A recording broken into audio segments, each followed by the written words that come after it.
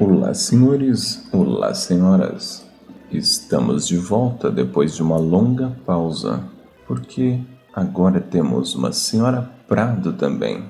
Então, tirei aí muitos dias para o casamento e a viagem que se sucedeu a este importante evento da minha vida. Mas vamos falar sobre o que importa para você, que é a sua aprovação. E agora estamos no último vídeo da Lei Complementar 45 de 2018, que trata sobre o regime jurídico dos servidores públicos de Indaiatuba.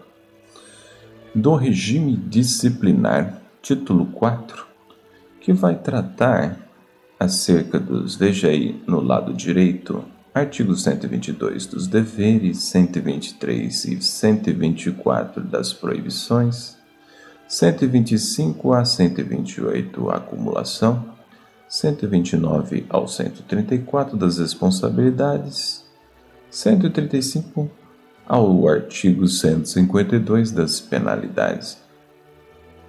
Vamos terminar então. Capítulo 1 dos deveres.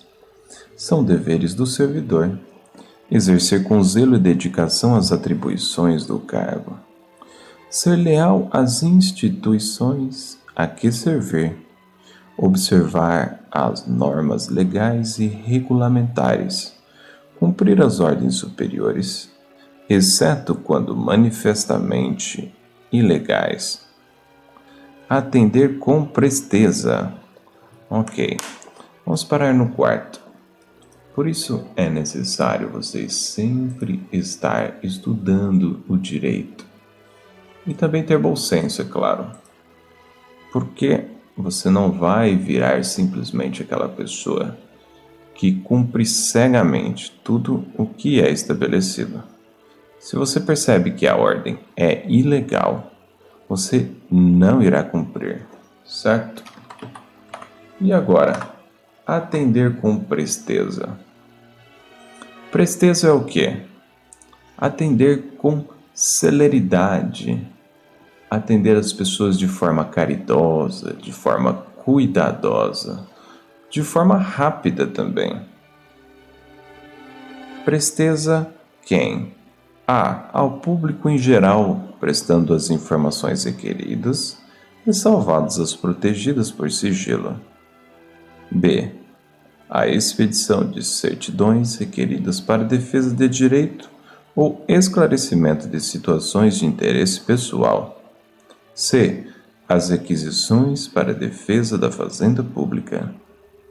Inciso 6º. Levar ao conhecimento da autoridade superior as irregularidades que tiver ciência em razão do cargo. Esta é uma medida que você pode adotar caso você receba uma ordem ilegal. Para quem que você vai levar? Então, você pode levar para o superior do superior, vamos dizer assim. Zelar pela economia do material e a conservação do patrimônio público. Guardar sigilo sobre assunto da repartição. Manter conduta compatível com a moralidade administrativa. Ser assíduo e pontual no serviço. Assíduo é ser constante, certo? Então, não basta ser pontual, tem que ser pontual todos os dias. Tratar com urbanidade as pessoas. Interessante esse termo, né? Urbanidade. De forma civilizada, né? Com respeito. O que mais? Representar contra ilegalidade, omissão ou abuso de poder. O que seria essa coisa do representar? Levar a juízo, né? Representar, você vai lá e vai informar as autoridades competentes acerca de alguma coisa errada que está acontecendo. Parágrafo único. Isso tudo são deveres. A representação de que trata o inciso 12. Inciso 12. Essa mesma, representar. será encaminhada pela via hierárquica e apreciada pela autoridade superior àquela contra a qual é formulada. Foi aquilo que comentamos já, né? Assegurando-se o direito de defesa e contraditório.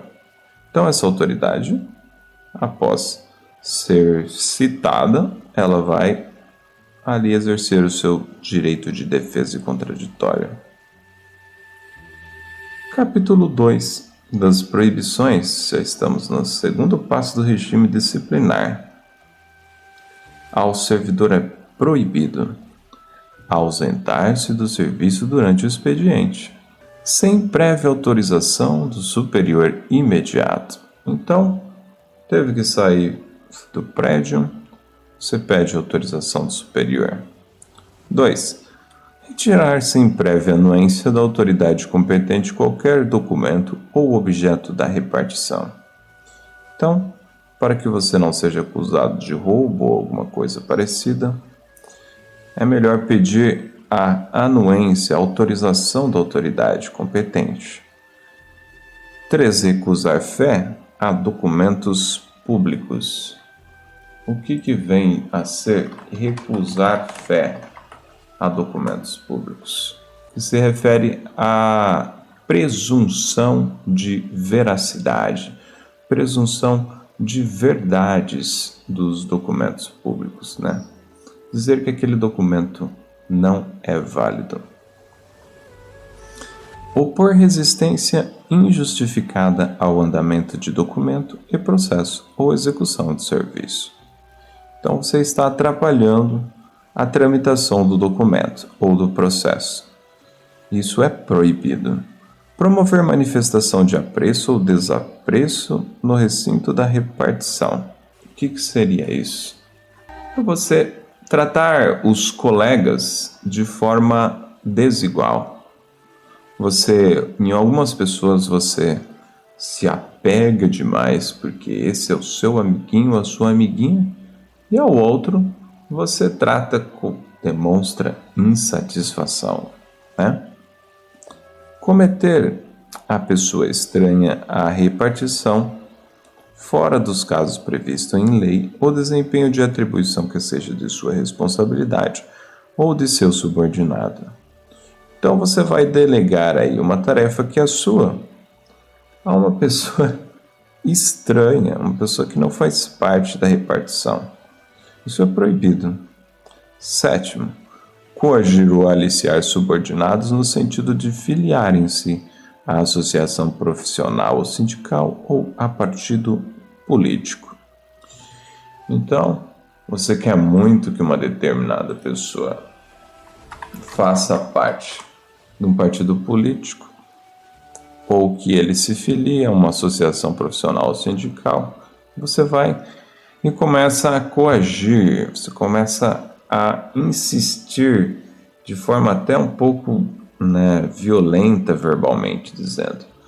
Aliciar é um pouco mais leve, é ficar tentando seduzir, ficar estimulando, ficar insistindo também, só que não pela força, mas sim pela sedução, pela atração.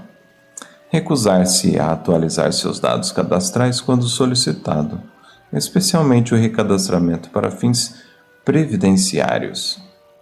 Valer-se do cargo para lograr proveito pessoal ou de outrem, em detrimento da dignidade da função pública. Então, você precisa aí utilizar o seu cargo para atender aos interesses públicos e não para tirar proveito pessoal ou para outras pessoas, certo?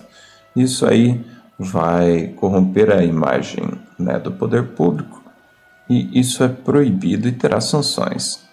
Exercer a titularidade de sociedade simples ou empresária, ainda que de forma individual ou como microempreendedor, ou exercício de funções de direção ou gerência de sociedades, associações e fundações que transicionem com o município ou sejam por ele subvencionados. Então, aqui não está querendo dizer que você não pode ser um empresário ou uma empresária. Está querendo dizer apenas que se a sua empresa tiver transações com o município ou for subvencionada, né? Subvencionar. Ou for ali ajudada, né? Pelo poder municipal, poder público municipal, então isso será proibido. Exercer ainda que fora do horário do trabalho, função ou emprego de confiança ou em comissão mediante salário e registro em carteira de trabalho em empresas, estabelecimentos ou instituições que tenham relações com o município ou que sejam por este subvencionadas ou beneficiadas de qualquer modo. Então, é proibido você ser dono dessas empresas que têm fortes relações com o município, como também é proibido você ser empregado ou funcionário, né? Por que isso daí? Para evitar conflitos de interesse. 12º, atuar como procurador ou intermediário junto a repartições públicas, salvo quando se tratar de benefícios previdenciários ou assistenciais de parentes, até o 2º grau, e de cônjuge ou companheiro. Você aí está desempenhando uma função pública lá no seu cargo público e de repente você começa a querer atuar como intermediário para obter um benefício assistencial ou mesmo um benefício previdenciário para o seu cônjuge, para o seu companheiro, né? Ou para um parente de até 2º grau, seja pai, seja filho, seja aí um tio, seja um irmão. Isso não pode, certo? Isso é errado, é proibido. Receber propina, vamos ver se vocês estão enxergando aí. Sim. Receber propina, comissão ou vantagem de qualquer espécie, bem como presentes de valor considerável na forma prevista em regulamento, em razão de suas atribuições. Ok, então sua atribuição já está sendo remunerada, né, pelo poder público. E para evitar aí, né, puxar os interesses, né, tendenciar as suas ações, então é proibido receber esses presentinhos, né? Esses presentinhos sem interesse, completamente desinteressados que alguém pode chegar e dar para você, né? Então, aceitar comissão, emprego ou pensão de Estado estrangeiro. Isso aqui talvez seja até uma questão de segurança nacional. Se você está vinculado a um Estado estrangeiro, você não pode aí estar exercendo sua função pública. Praticar usura sobre qualquer de suas formas. O que está falando aqui? Aqui nada mais é do que você emprestar dinheiros a juros. Mas o banco não faz isso? Sim, os bancos fazem isso. Mas é possível sim emprestar dinheiro a juros dentro das taxas permitidas por lei. O que é errado é a famosa agiotagem, né? Os agiotas vão lá e emprestam dinheiro a juros exorbitantes, né? E aí o que acontece?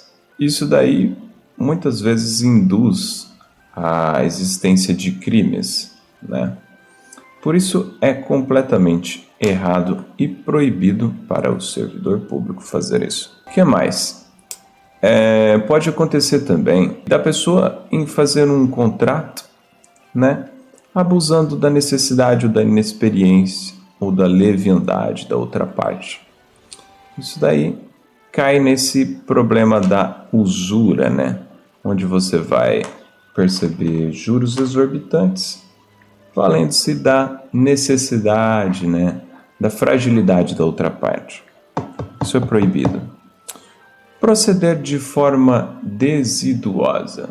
O que vem a ser proceder de forma desiguosa. Proceder de forma relaxada, né? De forma preguiçosa, ociosa, indolente. Utilizar pessoal ou recursos materiais de repartição em serviços ou atividades particulares. Então, nada de utilizar os recursos humanos ali do seu órgão para ajudar ali na sua fazenda, no seu sítio. Cometer a outro servidor atribuições estranhas ao cargo que ocupa, exceto em situações de emergência e transitórias.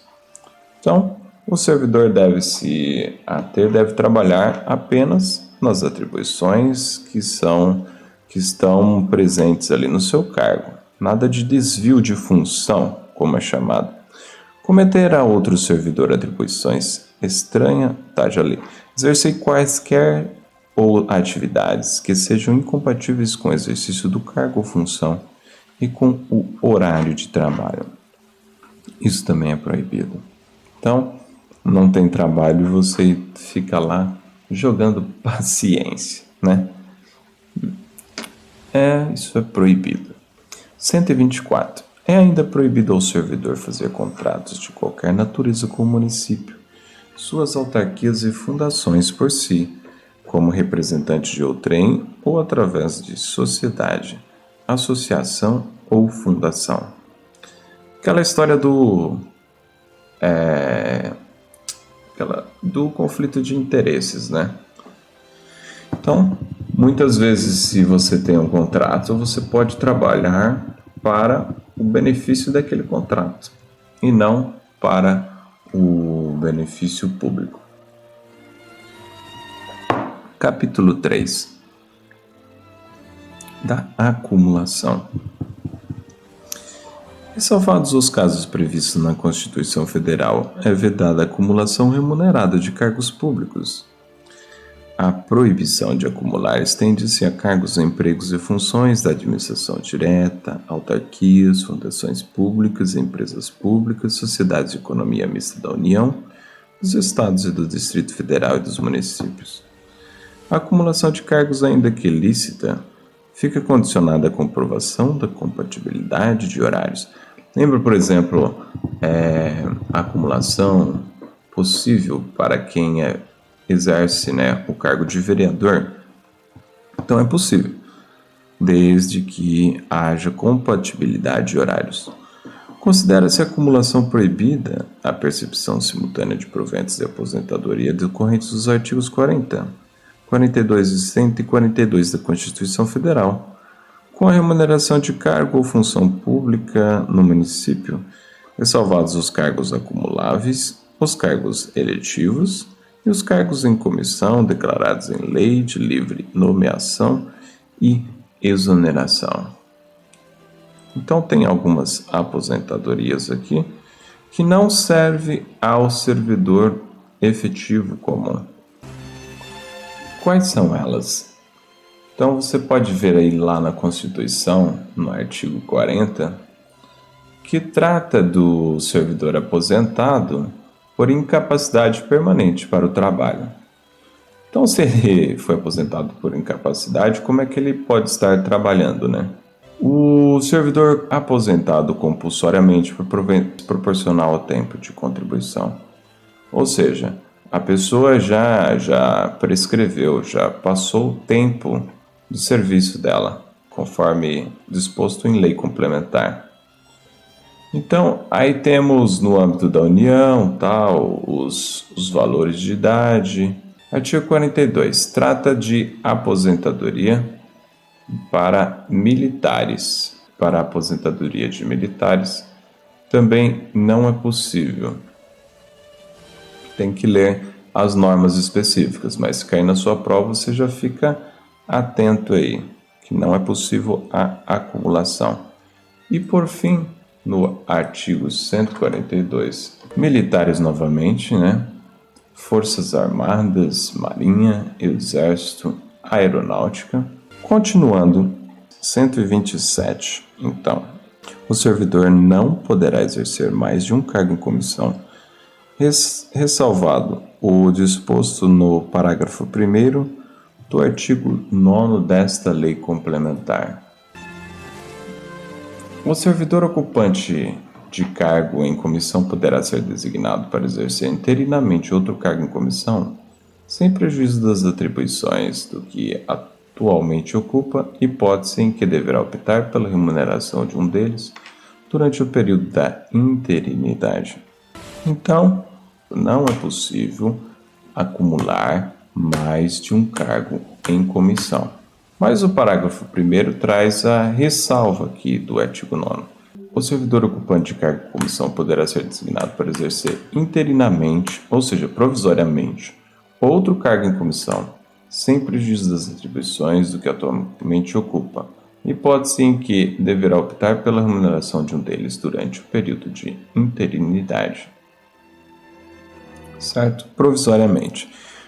E não ali no alerite dele, constando: fulano é assessor de políticas não sei o que lá, e fulano também é assessor de relações públicas ao mesmo tempo. Isso não é possível. Artigo 128. O servidor vinculado ao regime desta lei complementar que acumular licitamente cargos efetivos, quando é investido em cargo de provimento em comissão, ficará afastado de todos eles, salvo na hipótese em que houver compatibilidade de horário e local do seu exercício, ainda que apenas em relação ao deles, declarada pelas autoridades máximas dos órgãos ou entidades envolvidos. Você está lá acumulando cargos efetivos, né? Se você for investido em um cargo em comissão, o que vai acontecer com os cargos efetivos que você acumulou? Você será afastado deles. Agora, se houver a compatibilidade de horário e de local do exercício, ainda que em relação a um deles, você deverá procurar as autoridades máximas dos órgãos, seja nível de presidência e chefes de poderes, você precisa da autorização deles ou das entidades envolvidas. E chegamos aqui no capítulo 4 das responsabilidades.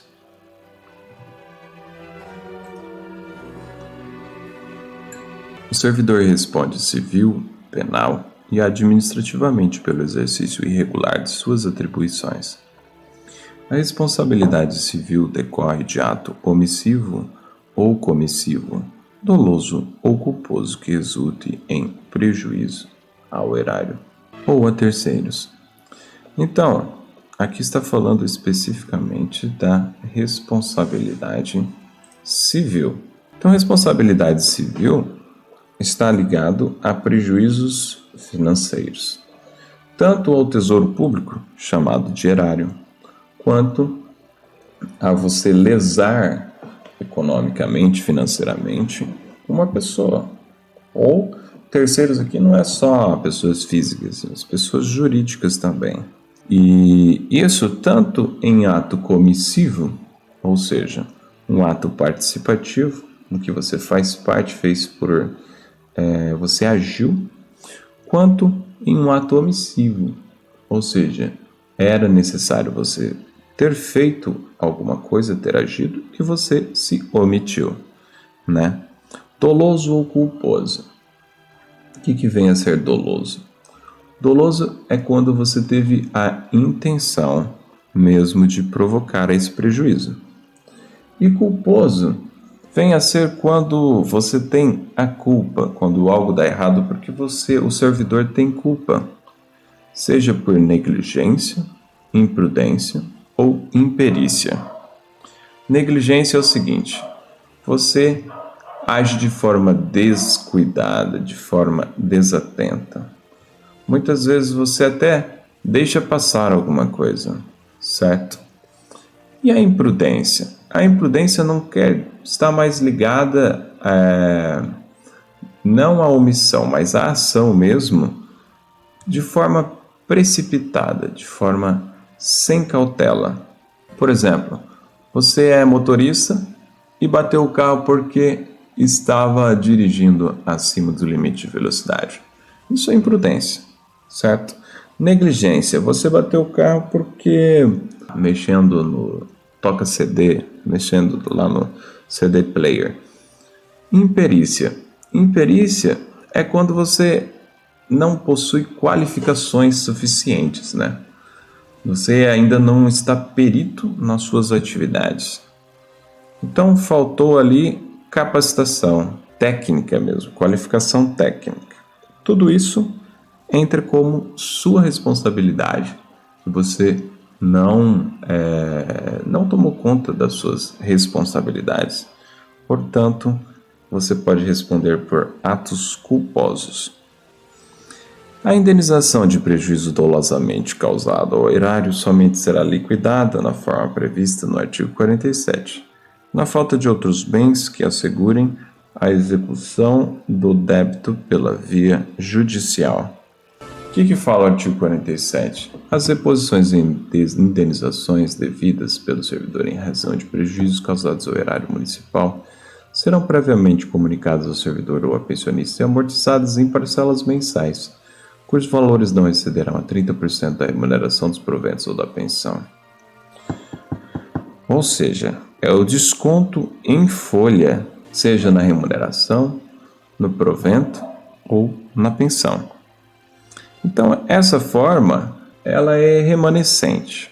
Primeiro, se procura executar esse débito pela via judicial por meio de algum bem da pessoa e não tirando diretamente da sua remuneração, que é considerado muitas vezes de caráter alimentar, certo? Então, em último caso, você mexe na remuneração da pessoa. Primeiro, faz ali o débito em algum bem. Tratando-se de dano causado a terceiros, responderá o servidor perante a Fazenda Pública em ação regressiva. O que significa essa ação regressiva?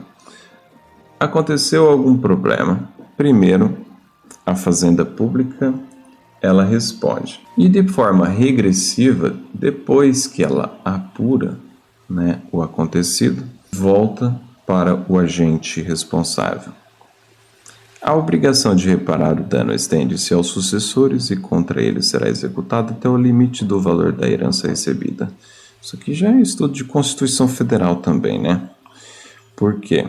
É possível repassar uma obrigação de reparação de danos para os sucessores? Mas isso será que não fere o princípio da intranscendência da pena, também chamado de princípio da pessoalidade ou da intransmissibilidade da pena? Claro que não, porque veja bem, esse valor que os herdeiros estão recebendo é da pessoa que cometeu o crime, né?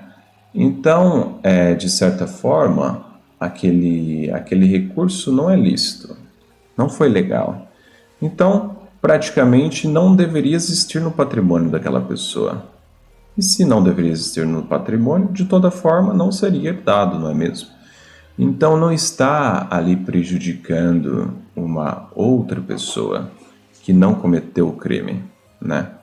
Não está passando da pessoa, transcendendo aquela pessoa. Então está justo, certo? Está justo passar ali para até o limite, né, da herança recebida. Caso for a herança toda comprometida, né, de forma recebida de forma ilegal, infelizmente, aqueles herdeiros não poderão usufruir de nenhuma herança. A responsabilidade penal abrange os crimes e contravenções imputados ao servidor nessa qualidade. Então temos a responsabilidade civil com prejuízos ao erários, responsabilidade penal com crimes e contravenções. 132. Responsabilidade civil administrativa resulta de ato omissivo ou comissivo praticado no desempenho do cargo ou função. As sanções civis, penais e administrativas poderão acumular-se, sendo independentes entre si. Ok. O que isso quer dizer? Que é possível o servidor estar sendo processado civilmente e penalmente ao mesmo tempo, porque o processo vai correr de forma independente nessas esferas. A responsabilidade administrativa do servidor será afastada no caso de absolvição criminal que negue categoricamente a existência do fato ou sua autoria. O que isso quer dizer? Dada a capacidade técnica, de julgamento do judiciário, do poder judiciário, aí coloca-se a esfera penal como hierarquicamente superior às demais esferas no caso de julgamentos.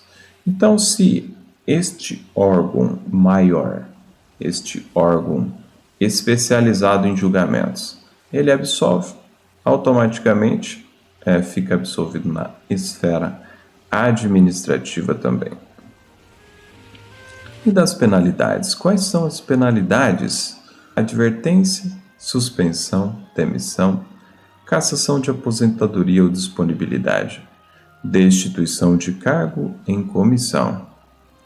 136.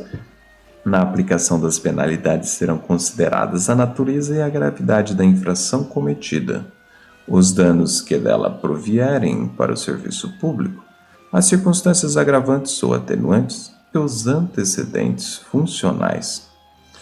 O ato de imposição da penalidade mencionará sempre o fundamento legal e a causa da sanção disciplinar. Aqui está falando em qual proporção que vêm as penalidades, Elas são proporcionais à gravidade da infração, à gravidade dos danos para o serviço público e as circunstâncias agravantes ou atenuantes, e também aos antecedentes daquela pessoa, Então vamos lá. 137. Para efeitos de graduação das penas disciplinares serão sempre consideradas as circunstâncias em que a infração tiver sido cometida e as responsabilidades do cargo ocupado pelo infrator. Aqui temos então circunstâncias atenuantes no parágrafo 1º e agravantes no parágrafo 2º. Atenuantes ameniza, agravantes, como já diz o nome, torna mais forte. Atenuantes, então quais circunstâncias seriam? Bom desempenho dos deveres profissionais, ou seja, a sua impressão, a impressão que você passa no serviço público, pode ali te auxiliar. Confissão espontânea da infração, não é necessário ficar fazendo aí muitas investigações, se desgastando muito a equipe. E a pessoa vai lá e confessa espontaneamente, isso vai atenuar a sua pena. Prestação de serviços considerados relevantes por lei. Provocação injusta de superior hierárquico. Então, se o superior ficou ali provocando,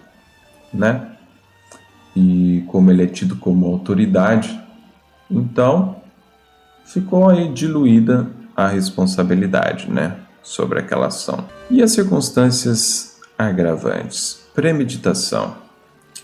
Então a pessoa ali arquitetou todo o evento, Combinação com outras pessoas para a prática da falta. E ainda arrastou outras pessoas. Vai acumulando. Acumulação de infrações. Ou seja, não é, vamos dizer assim, réu primário, Já é réu secundário, terciário, ou sei lá qual. O fato de ser cometida durante o cumprimento de pena disciplinar. Então já estava sendo investigada por outro fato. E a reincidência. Já cometeu aquela mesma infração anteriormente e agora está cometendo novamente. Isso é reincidência. Então, parágrafo 3º. Premeditação consiste no desígnio formado pelo menos 24 horas antes da prática da infração. Se vai cometer alguma prática, tem que pensar na prática, não é mesmo? Mas a premeditação, ele dá um limite aí de 24 horas ou mais antes da prática da infração. Dá-se a acumulação quando duas ou mais infrações são cometidas na mesma ocasião, ou quando uma é cometida antes de ter sido punida a anterior. Certo? Então, ainda nem foi punida a infração anterior, acumulou com outra. Isto é acumulação. Dá-se a reincidência quando a infração é cometida antes de decorrido 1 ano do término do cumprimento da pena imposta por infração anterior. Então, a reincidência não é apenas a pessoa ter cometido a mesma infração. Essa infração, ela tem uma prescrição. E a prescrição aqui está dizendo que é de 1 ano, né? Deixa eu até grifar isso aqui, faz tempo que eu não uso grifo, né? Fica até difícil saber onde é que eu estou lendo. A prescrição ocorre em 1 ano, né? Antes de vencer esse ano, foi lá e cometeu a mesma infração, isso é reincidência. As penas disciplinares terão somente os efeitos declarados em lei. Os efeitos das penas estabelecidas nesta lei complementar são as seguintes. 1. Suspensão implica em perda da remuneração durante o período de suspensão. Perda para efeito de antiguidade de tantos dias quantos tenha durado suspensão. Ou seja, não conta naquelas progressões horizontais, né? Na impossibilidade de evolução, na forma que dispuser a legislação específica. Na perda de licença-prêmio, na forma desta lei complementar. Tudo isso vem a ser a suspensão. Perda do direito de licença para tratar de interesse particular até 1 ano depois do término da suspensão, superior a 30 dias. Então, alguns benefícios que você tinha são perdidos com a suspensão, principalmente aquela superior a 30 dias. Não é uma suspensão de 1 semana, não, de 30 dias. Agora vamos falar da pena de demissão. Na exclusão do servidor do quadro do serviço público municipal.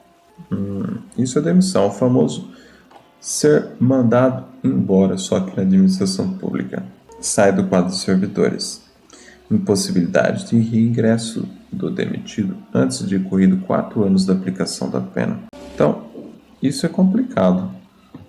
Ainda que a pessoa estude para prestar um outro concurso, ali ela não poderá durante 4 anos. Cassação da aposentadoria e da disponibilidade implica no desligamento do servidor do serviço público sem direito a provento ou vencimento, observado o disposto no parágrafo 2º deste artigo. Então, o que fala aí o parágrafo 2º? Vamos pular direto aqui, ó. A aplicação da pena de cassação de aposentadoria é cabível exclusivamente nas hipóteses em que o benefício não for concedido em razão do cumprimento dos requisitos para aposentadoria pelo RPPS, de que trata o artigo 40 da Constituição Federal, de caráter contributivo e será imediatamente comunicada ao órgão previdenciário do município para a adoção das medidas de sua competência.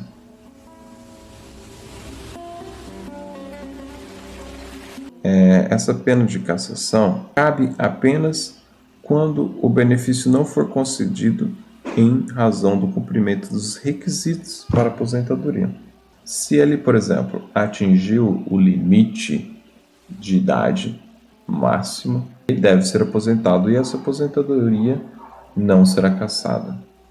Mas se for ali aquele período que ele pode pedir, requerer aposentadoria ainda que não integral, então essa aposentadoria poderá ser cassada. A advertência será aplicada por escrito nos casos de violação de proibição constante do artigo 123, incisos 1a. Então estamos no 138, né? Incisos 1 a 8º. E de inobservância do dever funcional previsto em lei, regulamentação ou norma interna que não justifique imposição de penalidades mais grave. Então temos os casos de proibições do artigo 123, 1 a 8. Vamos relembrar. Voltando lá para o 123, está chegando. 1 a 8.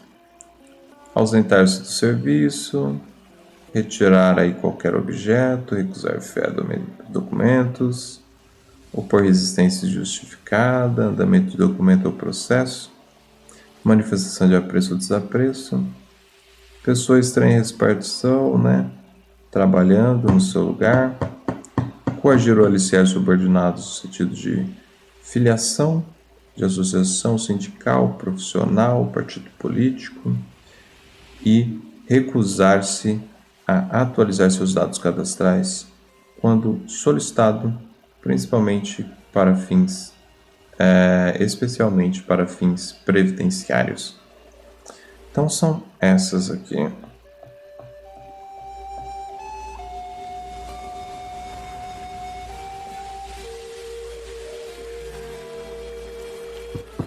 A advertência será aplicada por escrito nos casos de violação presente nessas violações e de inobservância de dever funcional previsto em lei, regulamentação ou norma interna, que não justifique imposição de penalidade mais grave. Ok.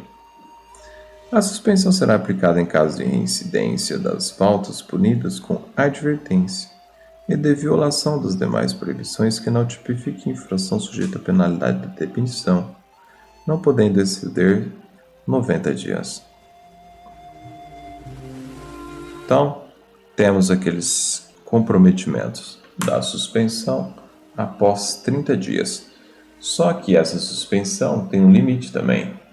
Ela não pode passar de 3 meses, dos 90 dias. Será punido com suspensão de até 15 dias o servidor que injustificadamente recusar-se a ser submetido à inspeção médica determinada pela autoridade competente, cessando os efeitos da penalidade uma vez cumprida a determinação. Inspeção médica é obrigatória. Então, recusou-se de forma injustificada, suspensão de até 15 dias. Vai direto para a suspensão. Nem passa aí pela advertência. Quando houver conveniência para o serviço, a penalidade de suspensão poderá ser convertida em multa, na base de 50% por dia de vencimento ou remuneração, ficando o servidor obrigado a permanecer em serviço. Então você pega sua remuneração por dia. No máximo, a multa pode ser no máximo 50% desse valor. Após o decurso de 3 e 5 anos, respectivamente, se o servidor não houver neste período praticado nova infração disciplinar, as penalidades de advertência de suspensão inferior a 10 dias não poderão constar de certidões ou apontamentos, salvo para fins previdenciários ou mediante requisição judicial. Então, aqui ele fala 3 e 5 anos.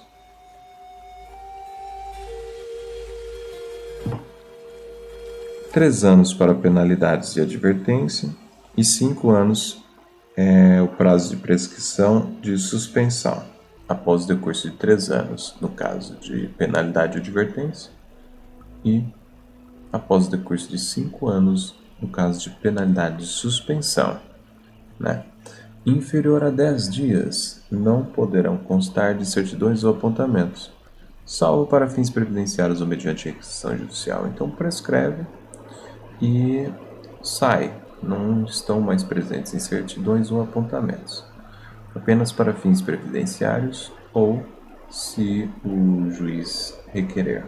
E a demissão será aplicada nos seguintes casos. Existe demissão para servidor estável?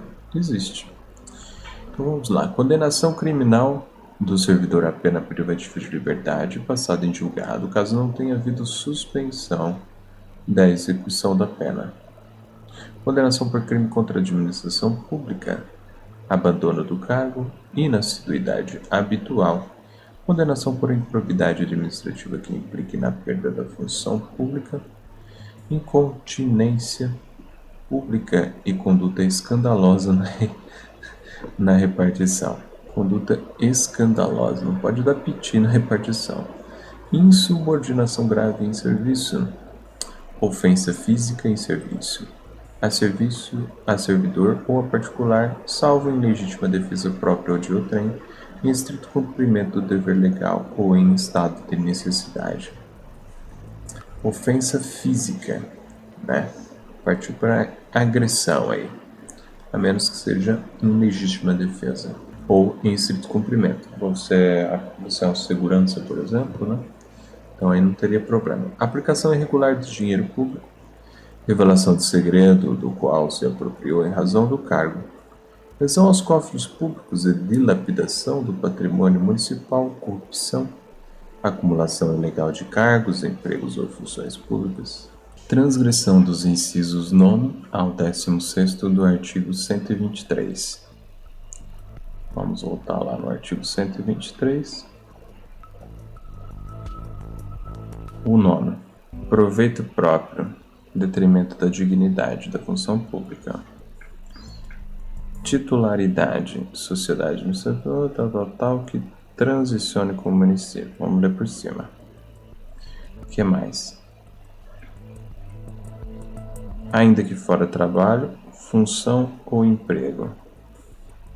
Instituições que tenham relação com o município. 12º. Procurador ou intermediário. Benefícios previdenciários ou assistenciais aparentes até o 2º grau. Propina, comissão, vantagem, presentes em razão de suas atribuições.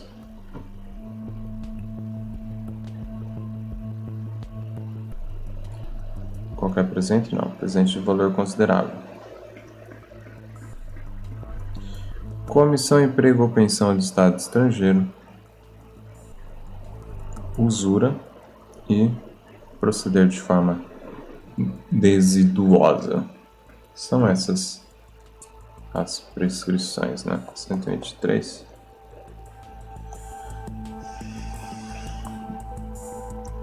Parágrafo único.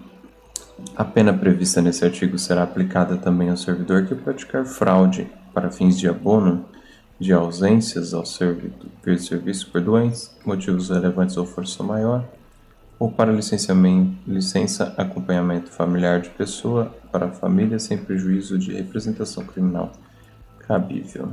Tentou ficar em casa por motivos não justificáveis e tentou passar o poder público por trás, né? 143. Detectada a qualquer tempo a acumulação ilegal de cargos, empregos ou funções públicas, a autoridade que se refere ao artigo 151 notificará ao servidor, por intermédio de seu superior hierárquico, em qualquer dos cargos, empregos ou funções desempenhados, para apresentar opção acerca daquele que deseja permanecer no prazo improrrogável de 10 dias contados da data da sua ciência. Veja aí que você tem um prazo de 10 dias para optar por qual cargo você vai querer continuar. Na hipótese de recusa ou omissão em relação à opção, a autoridade mencionada representará o secretário ou autoridade competente para a instauração de procedimento sumário, objetivando a apuração e regularização imediata. Procedimento rápido, né? Procedimento mais resumido. O procedimento administrativo disciplinar, conhecido como PAD, se desenvolverá nas seguintes fases. Vou escrever aqui, para ficar mais visível. PAD. Quais são as fases de um PAD? Constituição pelo prefeito, pela mesa da Câmara ou pelo dirigente da entidade de administração indireta, de comissão ou de sindicância. Instauração com a publicação do ato que constitui sua comissão, a ser composta por 2 servidores estáveis e simultaneamente indicará a autoria e a materialidade da transgressão objeto de apuração. Instrução sumária que compreende indiciamento, defesa e relatório. Julgamento. E julgamento, né? Essas 4 fases. aqui. Então vai lá a autoridade, né? O dirigente constitui, depois instaura uma comissão composta por 2 servidores estáveis. Vai indicar a autoria e a materialidade da transgressão, né? Depois faz uma instrução sumária que compreende o quê? Indiciamento, defesa e relatório. E aí parte para o julgamento. Terceiro, a indicação da autoria de que trata o inciso 2º do parágrafo 2º dar-se-á pelo nome e matrícula do servidor. Indicação de autoria, nome e matrícula. E a materialidade pela descrição dos cargos, empregos ou funções públicas em situação de acumulação ilegal dos órgãos ou entidades de vinculação, das datas de ingresso, do horário de trabalho e do correspondente regime jurídico. Para a preservação da imagem do servidor, o ato de publicação poderá fazer menção apenas às letras iniciais de seu nome. Dificilmente isso não vai vazar na rádio corredor. Não se tendo conhecimento da extensão das pessoas envolvidas,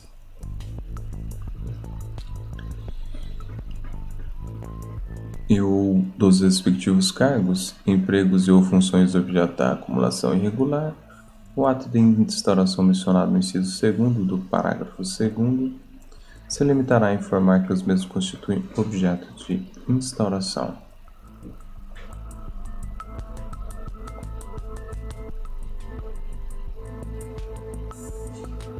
Né? Então é mais simples, não tem outras pessoas envolvidas.